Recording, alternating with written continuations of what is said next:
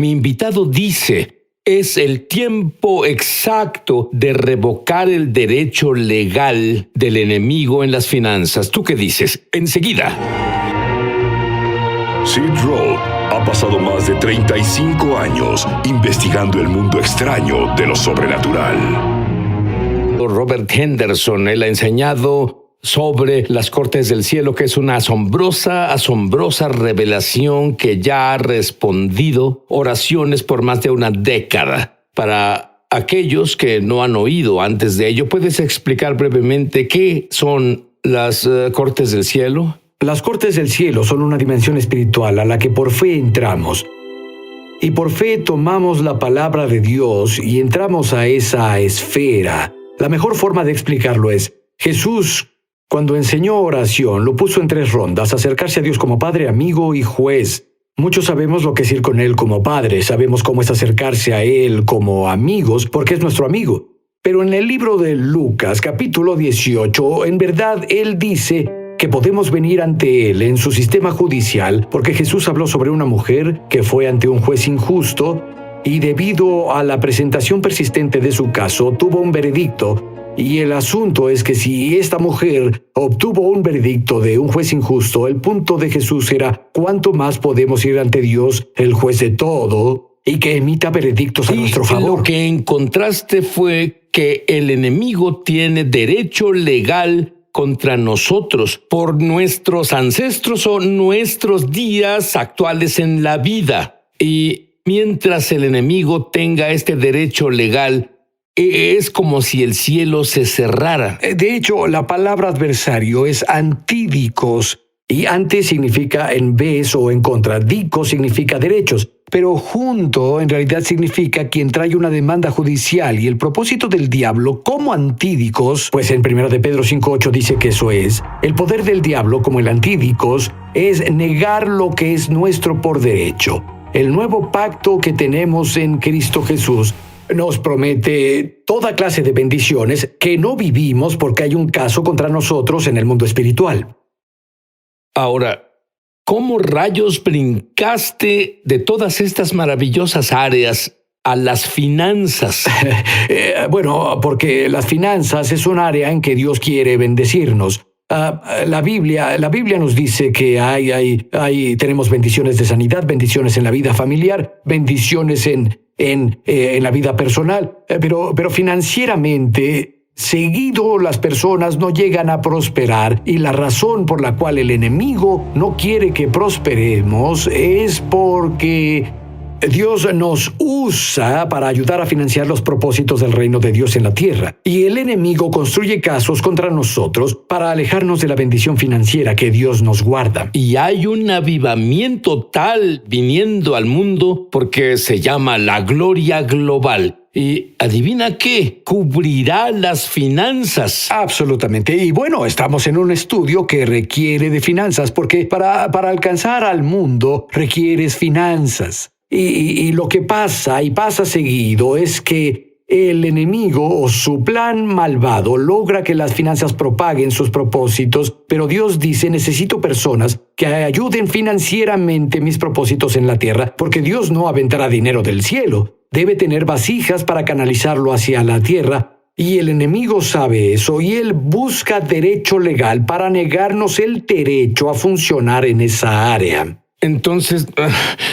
¿tú crees que Dios quiere que todos tengan mucho dinero? Creo que Dios quiere que todos prosperen. A mí, lo que normalmente le enseño a las personas es esto, que cuando el hijo pródigo miró y dijo, mira mi condición, estoy en un chiquero, él dijo, ¿cuántos jornaleros de mi padre? Y eso literalmente significa que no eran hijos e hijas, eran sirvientes en la casa. ¿Cuántos jornaleros de mi padre tienen comida de sobra? Así que le digo a las personas, y creo que el estándar de Dios para nosotros es cubrir nuestras necesidades y tener sobras, pero no es que todos sean ricos, significa que vivimos una vida próspera. Y seguido luchamos y nos distraemos de lo que Dios nos llamó a hacer porque estamos ocupados tratando de sobrevivir. Y sé que es la realidad en la vida de la gente, sé que fue la realidad en mi vida en momentos pasados, Pero debo decir, cuando descubrí las cortes del cielo, Sid, y comencé a deshacer asuntos de mi linaje y diferentes otros asuntos, te digo que algo se rompió y la bendición de Dios comenzó a llegar.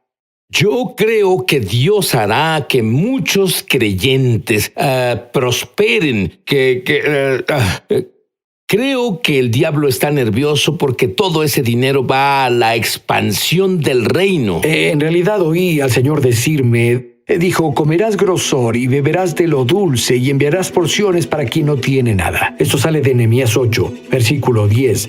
Y desperté una mañana de un sueño, y en el sueño vi a una chica pakistaní, no se le permitía ir a la escuela, en la situación que estaban, y el Señor me habló y dijo, es a la que quiero que envíes una porción para quien no tiene nada, y yo creo que Dios nos confiará dinero para que podamos financiar el reino de Dios, que literalmente sembremos en esa clase de situaciones, en tareas, y que alguien cubra sus necesidades que de otro modo no se haría jamás.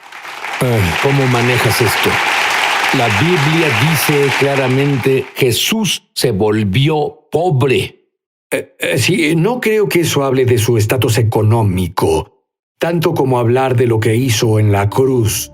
Porque cuando Pablo escribió, dice, aunque era rico, por amor a ustedes se hizo pobre para poder hacerlos ricos, porque la cruz fue un trueque. La cruz fue una transacción donde Jesús tomó lo que era nuestro y nos dio lo suyo.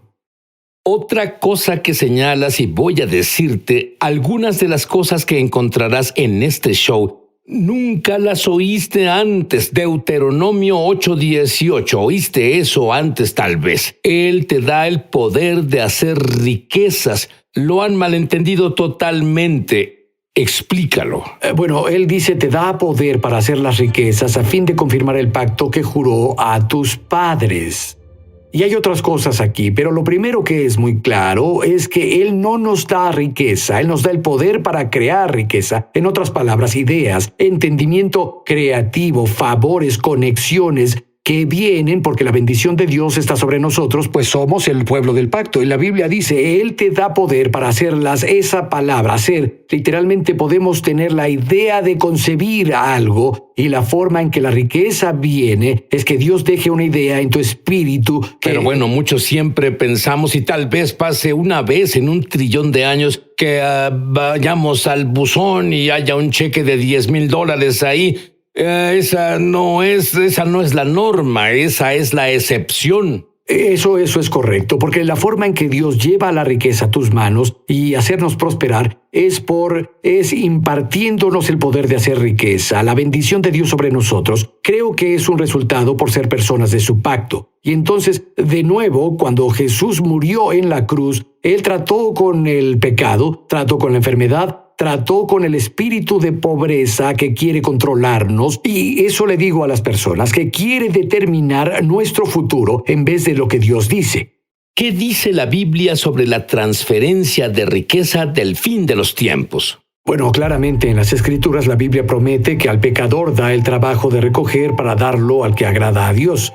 Y en realidad creo que es interesante porque Él no solo dice la riqueza será transferida. Entendemos, al ser transferida la riqueza, el pecador y sus planes, lo que ha propagado en la tierra. Ellos perdieron su influencia porque la riqueza produce influencia. Y Dios quiere confiarnos con riqueza para ver su orden del día, su propósito en la tierra. Y la riqueza transferida es para ese propósito, es por esa razón. Ahora, oí sobre la riqueza transferida por años y años y años, pero normalmente era sobre cómo iba a ser bendecido y cómo iba a tener una mejor vida y cómo, tú sabes, pasará eso. Pero entiendo que la riqueza transferida es para el cumplimiento del plan de Dios en la tierra, y porque no podemos ver que pase sin que eso ocurra.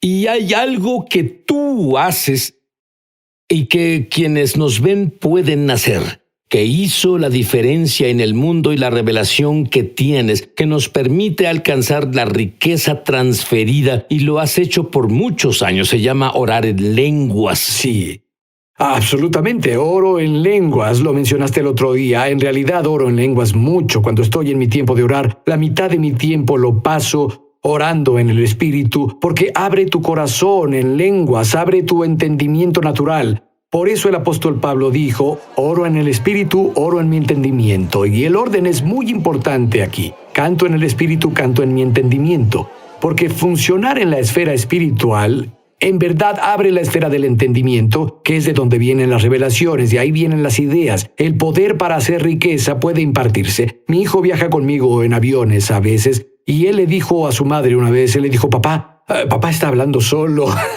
pero lo que hago es orar en el Espíritu mientras estoy en el proceso de la vida normal. Ahora, hay personas que nos ven ahora y ven un lindo traje, tu cabello estilizado, linda corbata, tal vez un lindo reloj, y dicen, yo no me identifico con él. No sé de dónde saldrá el dinero para alimentar a mi familia. Yo ni siquiera sé de dónde voy a sacar mi próximo salario. Él no puede identificarse conmigo. Todo lo que él enseña no aplica conmigo. ¿Qué les dirías? Diría que están completamente mal, porque si conocieran mi historia, se asombrarían por lo que Dios hizo. Cuando descubrí honestamente las cortes del cielo, hasta ese punto, Mary y yo en realidad luchábamos. Descubrí que había un caso legal contra mí en el mundo espiritual. ¿Durante cuántos años lucharon? Bueno, déjame decirte, 30 años. 30 años de la vida. Así 30 años de la vida matrimonial. ¿Te identificas con él? Te lo digo.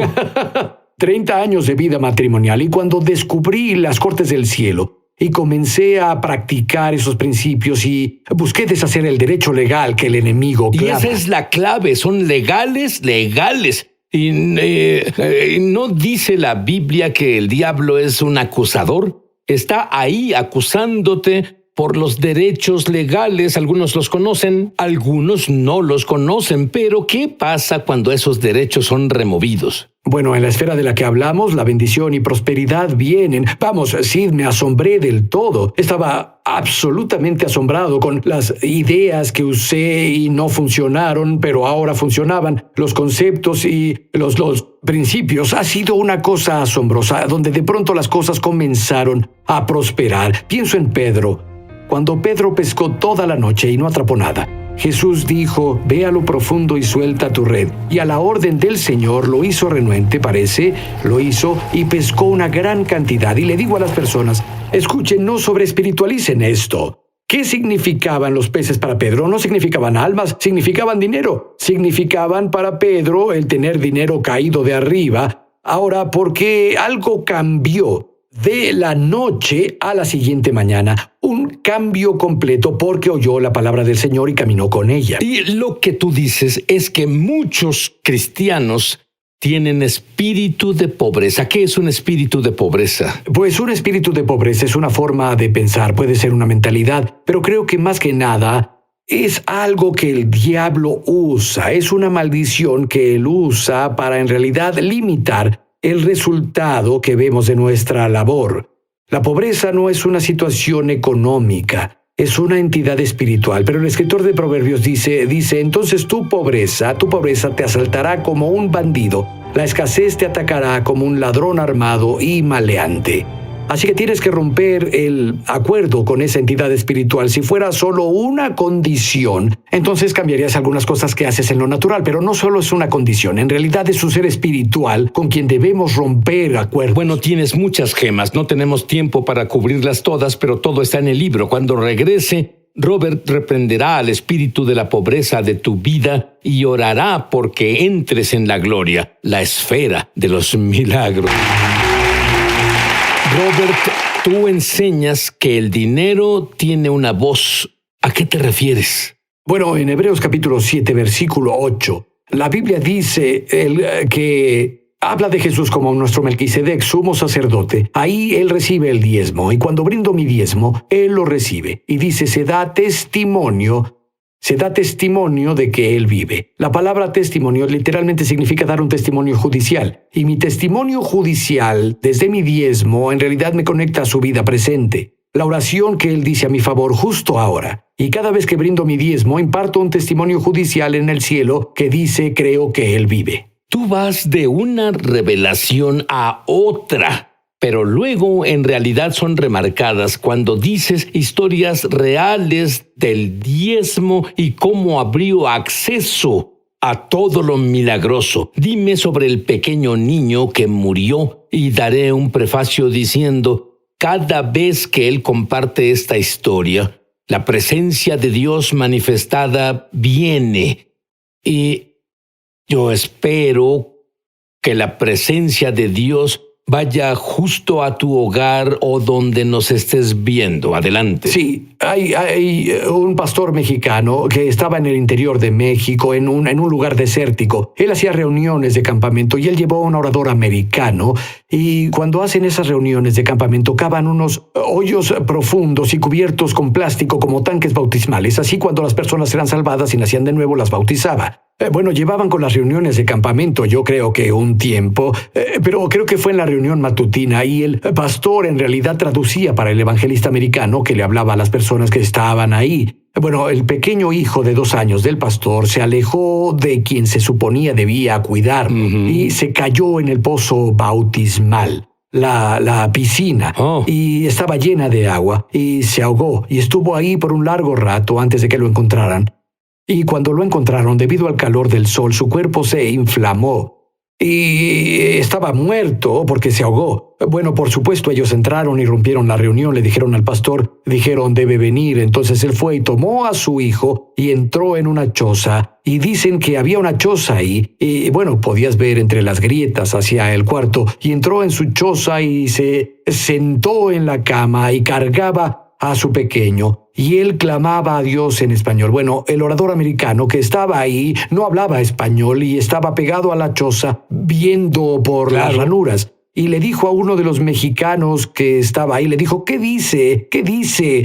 Porque tiene a su niño, y clamaba en español. Y le dijeron, él dice, pero Dios doy diezmo, pero Dios doy diezmo. Y eso era lo que clamaba. Dijeron, de pronto la gloria de Dios entró a la choza. Está pasando. Sí, puedes sentirla. La gloria de Dios vino a esa choza y el pequeño comenzó a escupir y balbucear y su cuerpo volvió a la normalidad y resucitó de la muerte.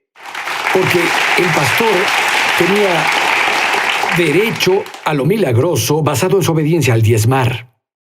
Hablando de la gloria que ya invadió el estudio, es fuerte. ¿Y qué hay de la mujer que sanó de cáncer? Sí, esa fue una situación donde alguien llamó y dijo, ¿puede orar con esta señora que tiene cáncer? Y dije, pues seguro. Acortando la historia, terminamos en el teléfono con ella e hice algo que yo nunca hice antes. Yo había visto que el diezmo habla y da testimonio en las cortes del cielo. Y guié a la señora en oración con base en sus diezmos. Ella impartió testimonio judicial de que creía que Jesús vivía y que Él hablaba en su favor. Entonces, con base en eso, la hice orar. Señor, con base en mis diezmos y lo que dice ante ti, derramarías tu fluir sanador en mi vida. Y literalmente, ella tenía bultos en su cuerpo. En un par de días, los bultos desaparecieron de su cuerpo y comenzó a sanar completamente del cáncer. Quiero decir una oración contigo para que tengas un conocimiento experiencial de Dios. Tú que conoces, tú que naciste de nuevo y que tus pecados son perdonados antes de impartir la gloria. Di esto después de mí. Querido Dios, dilo fuerte. Querido Dios, soy un pecador. Por favor, perdóname. Creo que la sangre de Jesús eliminó mis pecados, cada uno de ellos, y me limpió. Y Dios, ahora que estoy limpio, ven y vive dentro de mí. Te hago no solo mi Salvador, sino mi Señor. Quiero experimentarte. Amén. Y Robert, rompe el espíritu de la pobreza y ora por la gloria. Y Padre, quiero agradecerte ahora mismo por aquellos que nos ven.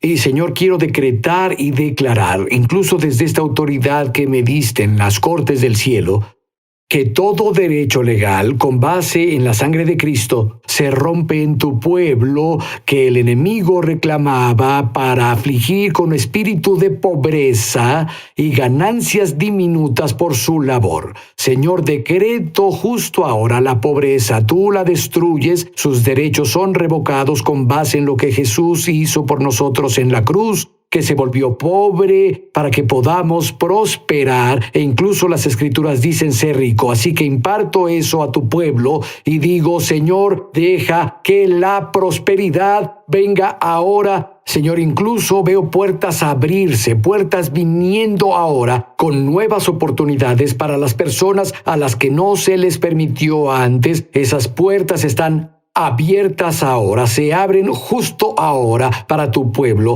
y permites que la provisión venga, Señor, como nunca llegó antes. Y Señor, esa sensación que tienen de estar en una trampa, la rompo para ellos y sé que están libres desde ahora, en el nombre de Jesús. Y pido ahora el peso de tu gloria, Señor, para que el peso de tu gloria descienda sobre tu pueblo, para que sea su constante compañía, Señor, para guardarlos. Señor, incluso me acuerdo de las Escrituras, que tú caminas sobre el camino de santidad, y aunque fuimos necios, no nos perderemos. Digo que el peso de tu gloria viene ahora, Señor, y nos da empoderamiento para vivir una vida de santidad como nunca antes. Te agradezco por hacer esto por tu pueblo, en el nombre de Jesús. Amén.